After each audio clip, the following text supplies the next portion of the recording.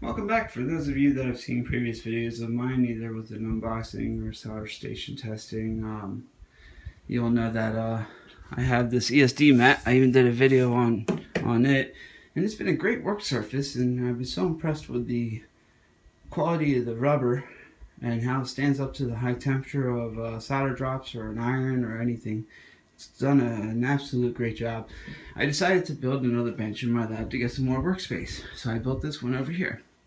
Now this one is about 5'2" high. No, sorry, 5'6", 5'10" high. And the top shelf takes 44 pounds. The middle shelf takes 240 pounds, or 220 pounds, I think. Each drawer takes 25 pounds, and they're drawers with a nice heavy ball bearing locking into place drawers. And the bottom shelf takes 200 pounds, and it actually has a 3-prong 13 amp max plug on the side, which is nothing but an extension plug that plugs into the back. This ran me $79 from Harbor Freight, and for $79 you can't go wrong. It takes a while to put together, and even though this is really cheap particle board, you can tell where it's screwed down. The good news is this is standard 1/2 inch, so when this particle board does break down, and I'm sure it will, I can go out and get some standard 1/2 inch plywood cut and just treat it, and then drill 4 holes, slap 4 screws in it, and slap it right back down on both of them, and this bench will last forever. The quality of the metal, the screws, the bolts, and everything else is good. It's just I don't like particle wood, but heck, it's the cheap way of doing things today, I guess.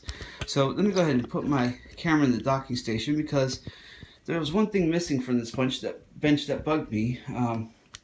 Besides the fact that it does have an overhead light up here, it does have a fluorescent tube light, and it's the only fluorescent ballast left in my house. Now everything else is LED. I need to figure out what to do with that. I'll probably wire up my own. But besides that, the other thing that bugged me is not having some sort of protective surface on top of this. So I came back from one of my infamous doctor appointments today, and we have another package from SRA-Solder, which was actually drop shipped from Transforming Technologies, and these are the making of that ESD mat that's on my other desk. Let's just go ahead and take a look at this real quick. This time I went with a different color. The dark blue is nice, but scratches do show up on it a little easier. I didn't think about that, but you know, it's a workbench, it's a work mat. Who cares, really? I shouldn't care that much, but I do a little bit. So this time I went with a gray color. I figure with a gray color, the scratches will actually show up kind of grayish, and this will kind of hide the scratches more. And this is what I refer to as this is my tear down bench. This is where I put the stuff to tear down and take apart. And the other one is where I'm fixing or pulling components off of something to use it for parts for other projects. So this is the slightly bigger, I believe, if I'm not mistaken. Let's see here. 48, yeah, I think it's 4 feet. 4 feet by, what was this one?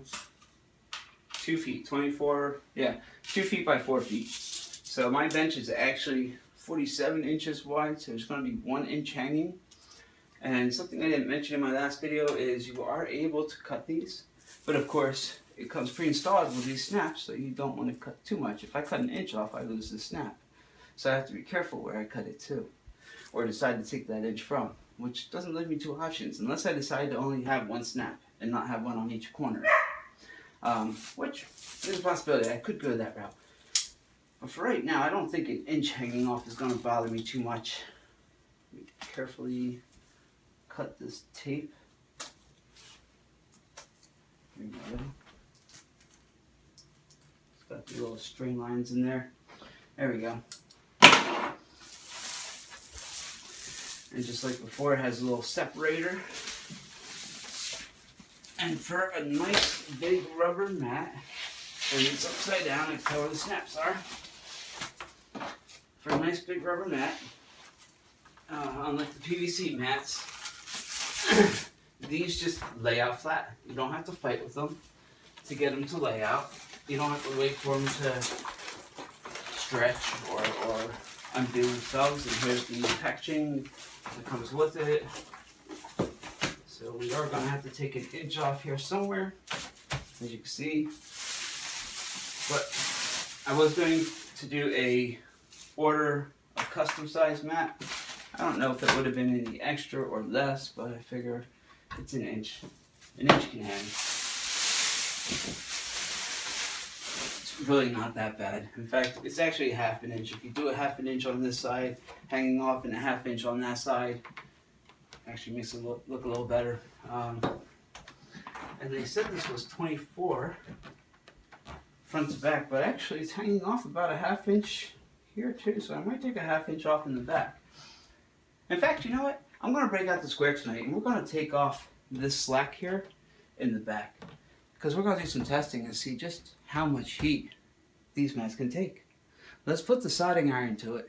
Let's start off at about 300, 320, the average solder temperature for most people. And then we'll work our way up, but I don't want to actually do that to an actual mat that I'm using. But if I'm doing it to a cutoff section that I'm using, I'm going to consider that scrap. So we can actually cut that off and play with that and see how that works. So there we go. We got a half inch hanging off each side here. Really doesn't look bad, but we do have an inch hanging off in the front, which I'm going to cut off in the back later and square this up in the front so I don't catch myself here and it looks a little better, and the snap comes up further on the actual wood so I can snap in easier. And just like the other mat, it comes with a 1 ohm resisted wrist strap. The top layer is non-conductive, the bottom layer is conductive. This is a 0.080 inch, I believe is what they said the specs for the thickness of the mat is. And I'm dropping everything and not even realizing I'm dropping it. Thought this was all together. So it comes with your wrist mat, your wrist piece here, which you just simply put on, and you adjust this by flipping this little cap up here.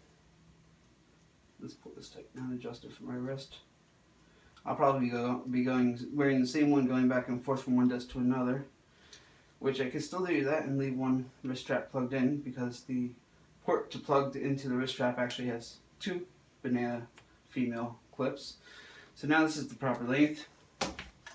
On the other end, it gives you the option of an alligator clip if you want to actually, if your station's grounded. If mine was grounded, I could just scrape some paint off of this metal and use that as a direct ground, but in my case, this workstation actually has, I showed a 3-port plug over here. I'm going to tap into that 3-port there, and I'm going to solder this directly to the mains ground of my house off that 3-port on the side. And this is more than long enough cable. They give you plenty of cable here for this, and you choose what side to snap into there. Let's take the alligator clip off. And like I said, while I'm over here, it'll be like this. And then when I go over to my other desk, I can just simply take this with me and plug in over here. Now, if I already have one plugged in, say example, I keep this one plugged in, but I'll keep this one plugged in and maybe I'll hang it up here with my duct tape. But then I came from my other desk over to here to do something, and I don't want to take this off. There's 2 ports. It comes with me. So I don't have to take my wrist strap off. I can just simply transport it because it has 2 connections. I'll show that a little better on the camera. So you have 2 connections. And you do have the choice of left side or right side. There's snaps on both sides. So that's always a nice feature too. I'm right-handed. I don't want the cord to get in my way since I use my right hand the most. So I choose to put my strap on the left hand because that way it's more out of my way. And we got one of these big microwave magnets here. Let me use that as my strap holder from now on. There we go. That's a perfect strap holder. really huge microwave magnet. I use it for demagnetizing and magnetizing screwdrivers, but I have another one over here that I could just simply use too. So right now they're just kind of hanging keychain LEDs and little tape measures and just little junk things that you get as gifts and stuff. So there it is, the new gray mat. And it looks like I'll have a little extra cut off, and we'll do a video later showing showing how much heat this thing can actually take. When they say high temp, there's no specific numbers that I could find, so we'll see exactly what high temp is. We're also going to make this our display desk from now on, so our unboxing videos will actually be done on this table, this desk here. So you won't see the oscilloscope and the power supply and everything in the background anymore. But this is higher to do unboxing. This is a lot easier to work with for doing unboxing, so this will become our unboxing desk. For example, this box right here. The next one to become unboxed.